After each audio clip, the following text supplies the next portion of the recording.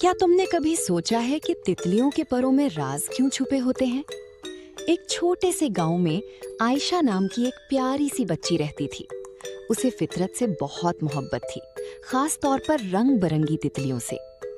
एक दिन वो बाग में खेल रही थी कि अचानक उसे एक चमकती हुई सुनहरी तितली नजर आई। वो आम तितलियों जैसी नहीं थी, उसके पर ऐसे चमक रहे थे जैसे उनमें कोई जादू हो। आयशा ने आहिस्ता आहिस्ता उसके पीछे चलना शुरू किया। तितली उसे बाग की एक खुफिया कोने में ले गई, जहां उसने पहले कभी कदम नहीं रखा था। वहां एक छोटा सा दरवाजा था जो फूलों से ढका हुआ था। आयशा हैरान हो गई, ये दरवाजा यहाँ कैसे? उसने हिम्मत करके दरवाजा खोला और अंदर दाखिल हो गई। दरवाजे के अंदर एक जादुई दुनिया थी, जहां हर तरफ रोशनी, खुशबू और खूबसूरत तितलियां उड़ रही थीं।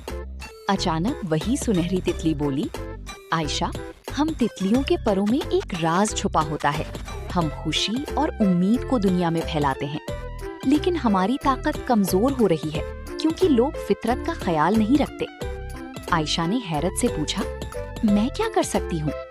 तितली ने कहा, अगर तुम अपने गांव के लोगों को सिखाओ कि दरख्त लगाएं, फूलों की हिफाजत करें और सफाई रखें, तो हमारी ताकत वापस आ सकती है। आयशा ने वादा किया कि वो जरूर ऐसा करेगी। तितली ने मुस्कुराकर अपने परों की चमक आयशा के दिल में मुंतकिल कर दी, जिससे उसे हिम्मत और खुशी महसूस हुई।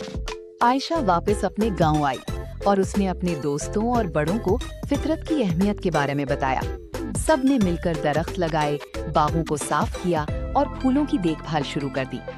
कुछ दिनों बाद वही सुनहरी तितली दोबारा नजर आई। उसके पर पहले से भी ज्यादा रोशन थे। उसने कहा, तुमने हमारा राज महफूज कर लिया है। आयशा खुशी से मुस्कुराई। अब गांव पहले से ज्यादा खूबसूरत और खुशगवार हो गया था। आयशा ने सीख लिया कि छोटी छोटी अच्छे काम भी दुनिया को बदल सकते हैं। और यूं तितलियों की परों का राज हमेशा के लिए महफूज हो गया। खुशी बांटने का राज।